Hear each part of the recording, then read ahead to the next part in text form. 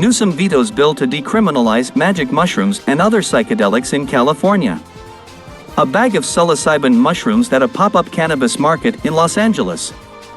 A bag of psilocybin mushrooms at a pop-up cannabis market in Los Angeles in 2019. AP. California Governor Gavin Newsom vetoed a bill Saturday that would have decriminalized the possession and personal use of a short list of natural psychedelics, including magic mushrooms. The Democratic governor said that while he supports new opportunities to address mental health through psychedelic medicines like those addressed in this bill, the state needs to establish regulations for the use of these substances before they are legalized.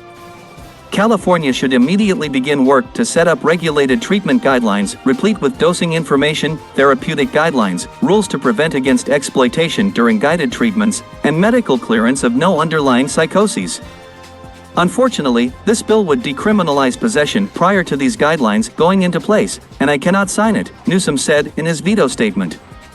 Senator Scott Wiener, de San Francisco, the bill's author, said the veto is not the end of our fight and pledged to reintroduce legislation for next year that would focus on the therapeutic use of the psychedelics, as Newsom requested.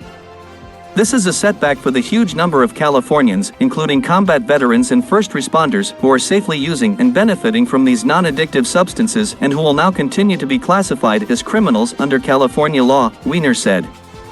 Today's veto is a huge missed opportunity for California to follow the science and lead. Wiener previously told The Times that the state lacks reliable data on arrests for possession of psychedelics because of outdated data collection practices, which as a result unfairly lumps psychedelics in with other controlled substances like meth and heroin, despite the fact that psychedelics are not addictive. The governor's veto of the legislation, Senate Bill 58, is another blow to criminal justice reform advocates who've spent the last 2 years lobbying the legislature to end the war on drugs and reduce criminal penalties for possessing and using certain psychedelics, and to veterans groups that want to see broader access to